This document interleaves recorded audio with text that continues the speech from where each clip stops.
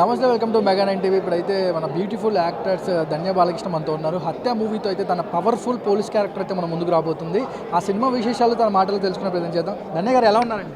చాలా బాగున్నారు. మీరు ఎలా ఉన్నారు? సంక్రాంతి బాగా జరిగిందా? చాలా బాగా జరిగిందండి. మీకు ఎలా జరిగింది? చాలా చాలా బాగా జరిగింది. ధన్య గారు, మాకైతే Vijayashanti lady powerful police Vijayashanti లెవెల్లో కొన్ని షార్ట్స్ అయితే మాకు కనిపించాయి.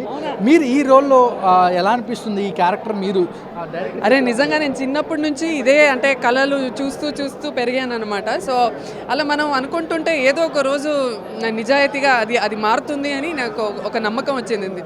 చిన్నప్పటి నుంచి అలా కళలు చూస్తూ అబ్బా ఒక్కసారికి ఈ రోల్ వచ్చినందుకు సార్థకమైంది, ఇలా జీవనం పావనం అయిపోయింది అన్నట్టు అనిపించింది. బికాజ్ చాలా హ్యాపీ అండి. ఒక ఆర్టిస్ట్కి ఒకే టైప్ రోల్ చేయడం కన్నా రకరకాలుగా క్యారెక్టర్స్ చేయాలి, తన టాలెంట్ ఏది ఉంటో అది జనాలకి తీసుకెళ్ళాలని ఒక చిన్న ఆశ ఉంటుంది. థ్యాంక్ యూ టు శ్రీవిద్య గారు. ధన్య గారు, ఇది వైఎస్ వివేకానంద రెడ్డి అంటే ఒక రియల్ మర్డర్ మిస్టరీ అయితే ఇది రియల్ స్టోరీ అయితే సినిమా అయితే తీస్తున్నారు శ్రీవిద్య గారు. మీకు ఈ స్టోరీ చెప్పినప్పుడు అంటే కొంచెం భయం అనిపించలేదు? అంటే ఇది కాంట్రవర్సీ పొలిటికల్ మిస్టరీ, ఈ రోల్ చేయొచ్చా? అంటే తను ఇది ఇప్పటి వరకు ఏదైతే న్యూస్ బయట జనాలకు తెలుసో అది సినిమాలో పెట్టిందనమాట. అండ్ నా వరకు అయితే నా క్యారెక్టర్ ఇస్ ఫుల్లీ ఫిక్షనల్. నా వరకు అయితే యాక్చువల్లీ అక్కడ లేడీ పోలీస్ కాకుండా చాలామంది జెంట్సే పోలీస్ ఇన్స్పెక్టర్స్ చేశారు. నాది కొంచెం ఫిక్షనలైజ్ కాబట్టి ఆల్రెడీ చూసి ఓకే ఇందులో ఏం ప్రాబ్లం ఉండదు అని తను చెప్పినాక ఐ వెంట అయ్యాడు. కానీ ధన్య గారు, హీరోయిన్స్ అంటే యాక్టర్స్ అంటే కొంచెం రొమాన్స్ కానీ లేదంటే కొంచెం సాంగ్స్ కానీ అంటే ఒక కమర్షియల్ సినిమాకి సంబంధించి కొంచెం గ్లామర్ ఎక్కువగా కనపడుతూ ఉంటాయి ఎనీ యాక్టర్స్. కానీ మీరు చాలా చూసీగా ఉంటాయి మీ క్యారెక్టర్స్ కూడా, మీ సినిమా ఎంచుకునే స్టోరీస్ కూడా. అంటే ఎలాంటి స్టోరీస్ ఇంకా చేయాలనుకుంటున్నారు మీరు? ఎక్కడ కూడా మీ రోల్స్ కూడా చాలా గౌరవంగా పద్ధతిగా ఉంటాయి మీ సినిమాలు కూడా.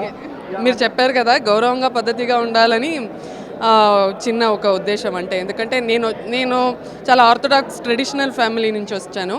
వాళ్ళు అసలు నన్ను సినిమాకి వదలడమే పెద్ద విషయం. అందులో కూడా వాళ్ళు అడిగింది అదొకటే, కొంచెం చూసుకో అమ్మా, ఎక్కువ గ్లామర్ కాకుండా కరెక్ట్గా రోల్స్ బాగుంటే వాళ్ళు అంటే ఆర్ట్ని రెస్పెక్ట్ చేస్తారు. అంటే నేను నాటకాలు చేస్తూ వచ్చాను, స్కూల్లో కాలేజ్లో అయితే చాలా నాటకాలు చేశాను.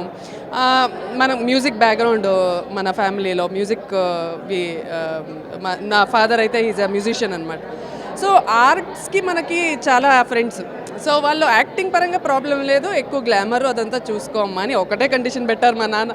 అది కూడా నేను ఇఫ్ ఐ డోంట్ రెస్పెక్ట్ బాగొద్దు కదా అని వాళ్ళంతా సపోర్ట్ చేస్తున్నారు నేను ఇదైతే చేయాలని అనిపించింది. సో దానివల్ల ఏమో కొంచెం ఆప్షన్స్ మనకి తక్కువ అవుతాయి, అంటే ఎక్కువ రాదు. బట్ వచ్చిన దానికంటే హ్యాపీగా చేస్తాను. ఇప్పుడు మన సాయి పల్లవి గారు ఉన్నారు, ఎంతో అద్భుతమైన రోల్స్ చేస్తూ వస్తున్నారు. చాలా అంటే ఎంత డిగ్నిటీగా, అసలు ఎంత బ్యూటిఫుల్గా, ఆ సింప్లిసిటీలో కూడా ఒక బ్యూటీని తీసుకురాగలిగే టాలెంట్ సాయి పల్లవి గారికి ఉంది.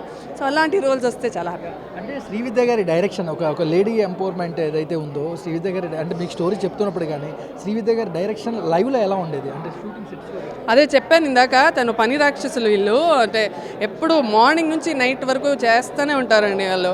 అంటే దగ్గర ఒక 20 days మార్నింగ్ 6కి వస్తే నైట్ 9 వరకు మేము చేసాము.